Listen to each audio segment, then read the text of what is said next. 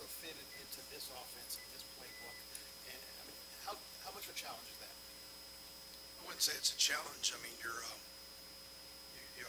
me, you're always evolving to what your players can and can't do.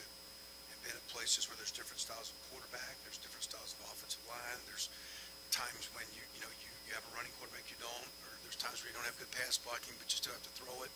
So to me, it's the ability to adapt and adjust. And I would say for the most part, as far as just trying to fit in, I think it's been okay. At the end of the day, I think I just got to do a better job of piecing it together, anticipating in some practice things that get us in rhythm and what we're going to emphasize, and gain some confidence and gain some momentum and efficiency as an offense instead of being all over the place right now. I think so far I've been a little all over, and just kind of that's what we came in on Sunday, and then Monday, what's the direction? Not play calls or plays, but what are you trying to be? Where you're hanging your hat so you can be aggressive and be assertive and play aggressive football. You and the quarterback are the two that people always look at when things aren't going right. How would you say JT, having had time to review, having played on Saturday, how is he playing? How is he doing this week in terms of getting over it? Yeah, to me, he's always been a great practice player in my time around him. He's been very businesslike, like he's always been. Bottom line, it's my responsibility to put it together in the structured practice and then get the flow of the game to give him a chance, and the surrounding pieces. That line's got to get the run game going where there's balance. They got to protect receivers and spacing out rhythm. So he's going to look good in the day when we, starting with me, do the job and get it going. And that's every quarterback. They get all the credit, they get all the blame. You've heard those lines. That is true. But he's not a one-man guy. I mean, he is a phenomenal manager, and it's my job to get us in position where he can be the player he is. And we'll work hard to get it back on track. And we'll see how it goes this week and how it moves forward. Dan Hope, 11 Warriors. We hear so much about Army's triple option offense, but how do they stand out defensively? What are the things they do schematically or personnel-wise that challenge you guys? They're very similar to several academies, and like Coach Grove did years ago at Ohio U. So they're a wishbone-oriented attack, and then they come out with an odd three-man front. Of course, Oklahoma did that last week primarily. So there's a lot of things that we saw last week that probably going to see again. They have their style, their adjustments.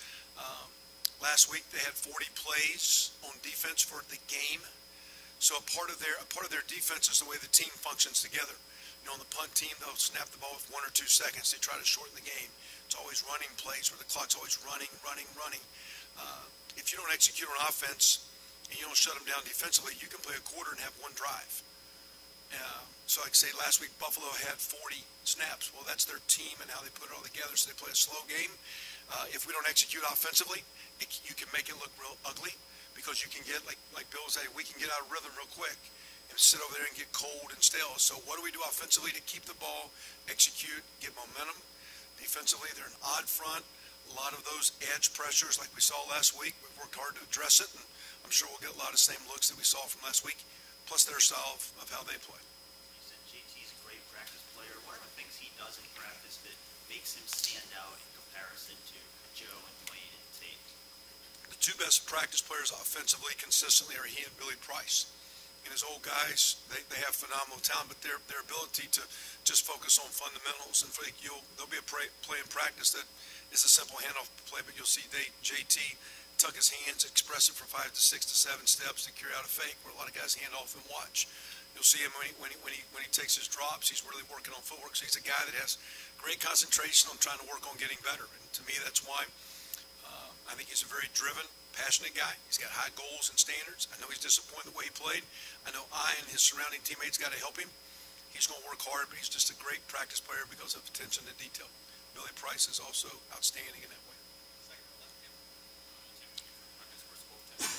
When you have a kid like Dwayne Haskins, who I'm sure just as an athlete, he would like to be the starting quarterback, just like Tate would probably like to be the starting quarterback. So when Dwayne is probably going on Twitter and seeing a lot of fans saying he should be the starter. The kids go on Twitter? How do you approach your conversations with him, knowing that he's seeing that and he has to come into work every day?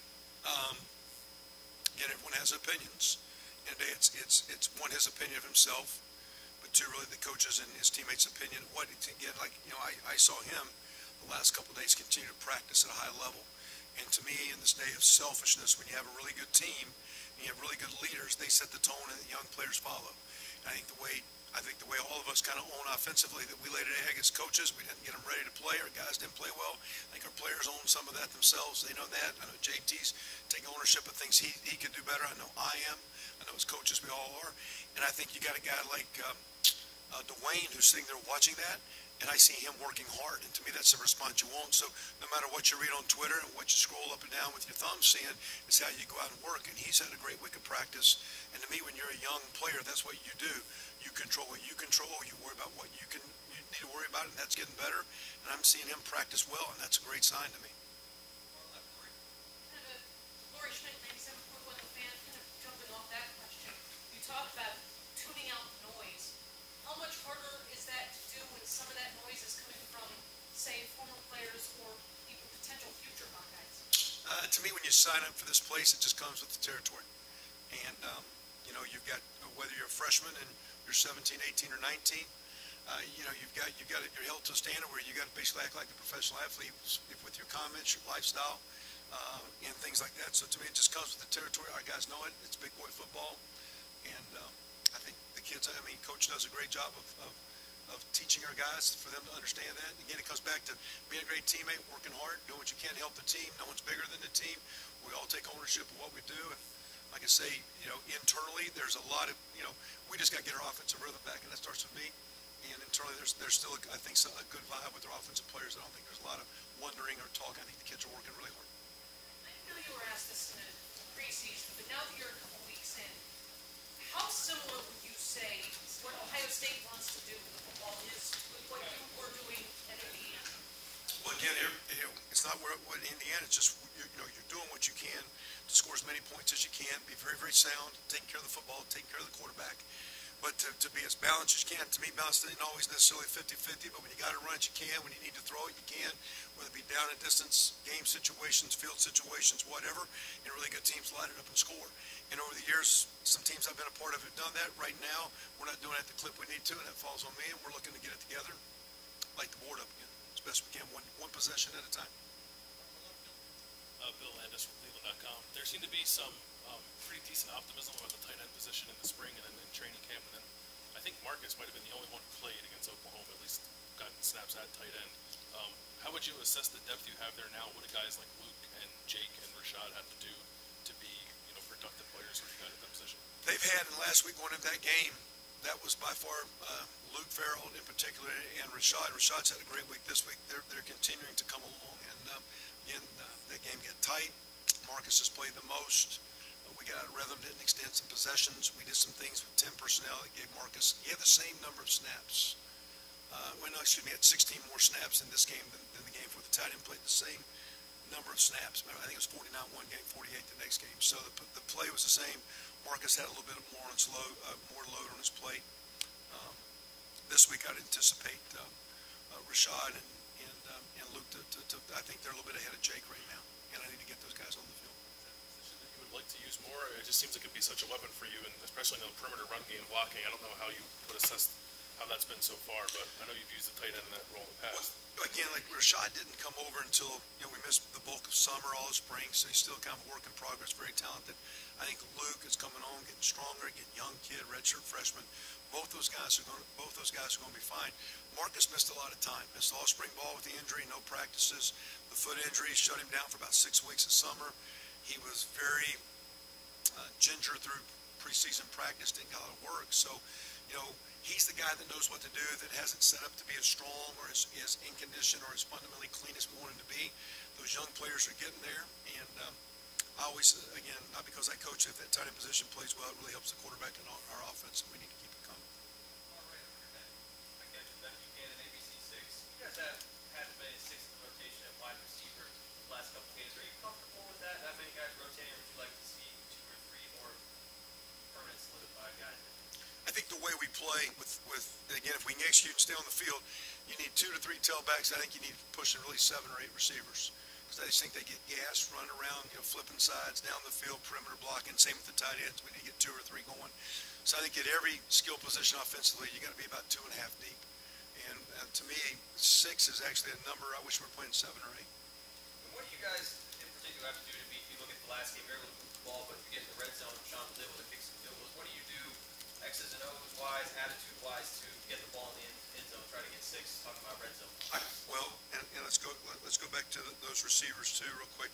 It's one thing to play 6, 7, 8, but you need guys you can count on and execute, and that's what we got to get to. And that follows into answering this question. I think I've called a couple plays and a couple of drives that got us off schedule behind chains. And 3rd and 8 and 3rd and 9 happened too quick. It did in the first game 2 times. It did last week a couple times. And to me, I got to look at, again, we anticipated some looks we didn't get, weren't clean plays, put our guys in bad situations. We got behind chains. 3rd and 8 on the 8, those field zones get compressed, the windows get tight, and I put us in bad situations. We'll work hard to eliminate and do that better. We need to. It's a tough deal.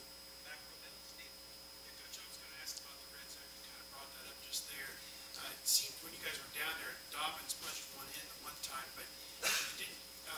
Maybe you threw it in the end zone to KJ Hill one time, but on the whole, didn't seem to be throwing it as often down in that area. I know that, as you said, the windows get compacted down there, but what can you do maybe to vary things up or to get the ball into the end zone instead of settling for those field goals? Well, yeah, I think in the first 2 games, in general, anticipating what we were going to give, we didn't get some looks as good and put our quarterback or run game in bad positions. Got to 3rd and 8, 3rd and 9, a couple, 3 times. It was just bad. So again, it's play calling, it's guessing, and with not a lot of tape and whatever, just like I say, the anticipation of what you're doing, being sound in what you're doing. That's why I go, like I said immediately after game, I think I got to do a better job through practice organization and through game calling to put our kids in better places. I didn't do it very, I was awful Saturday. And last couple questions, front row left up. Kevin, I know you've already talked about it. Most offenses strive for balance. But can you be great really leaning on one side of it? If you guys just pounded the run, could this be a great team? There was a sequence there where I think you guys handed to JK 3 straight plays and got 9, 13, 16 or something. I know that was just one sequence, but could you just run, and be great, or would that not work? To me, that there's time and place for that. But if you're going to in this to be an elite team and to play at the level we need to play with, we have to execute both high end, and we have to find ways to do that. Because they can stop one, and it's like playing basketball. If you make me go to my left hand, I got to have a good left hand. And so if you're saying we're going to run, and there's times you got to do that. You need to do that. But when it's committed to stop the run, there's things they're giving you. There's play actions. There's move the pockets. There's things you got to take advantage of it. And that's where, again, I think early I've not done a good job helping our offense get going, taking advantage of what's there. Just a simple question. Were guys open Saturday? I don't think so, and not because they can't run routes. I just think, again, in play calling and getting the rhythm and getting the play action going off the run and the move, the pockets, the shots. Again, we were an offense that was disjointed Saturday, and that's as much with the rhythm of the game and play calling than a kick can separate from a route or run a route. We got tremendous athletes and great route runners. JT can throw the football. It's me getting us in the rhythm of playing offense the way we need to play. Tim May, Columbus Dispatch.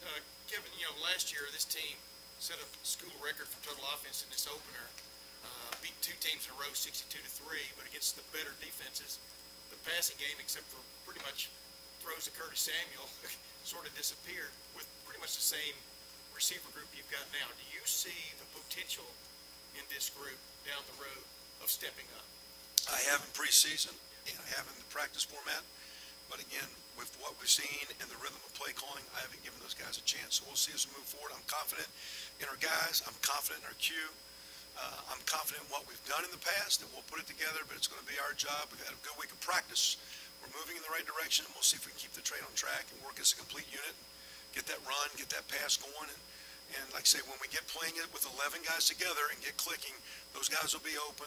QB will make his plays, the run game will work, and we'll look like good offense. We'll see how close we can get this week to getting that thing back to being elite like we need to be, and we should be. And with the 2 running backs, we were asking about this last week, but with Mike Weber coming back now, and I would think every week he might get stronger, but do you sense using both of those guys almost equally as it runs down the road, or do you always end up, would you prefer one back over the other? You understand what I mean? Coach Alfred won, and Coach Meyer will do a great job with personnel and the guys. I've never been, it's got to be 50-50. You go with a hot guy. You go with the guy, if a guy needs a blow, a guy needs a blow. Some guys will say, why don't you put them both on the field at the same time? When we put both those H's on the field with KJ and Paris, well, then all of a sudden, after 5 or 6 plays, and they're both tired, now you're down to your third or fourth guy. And so sometimes you put both those tailbacks on the field, and you're like, well, that's really great. Well, 5 plays into play, 6 plays in the drive, you're going to tailback 3 if they both need a blow. So we'll work personnel, we'll work to get guys on the field, and I think they both have a chance to be high-end Big Ten backs, and we'll see how the year plays out with numbers. Let me ask one more. When you watch Trevon Grimes, novice like me watching him in high school video and stuff, he was a big over-the-top receiver, could make big plays and stuff like that. Jalen Harris, same way. I'm just wondering, how close are those guys to possibly getting some time in the rotation?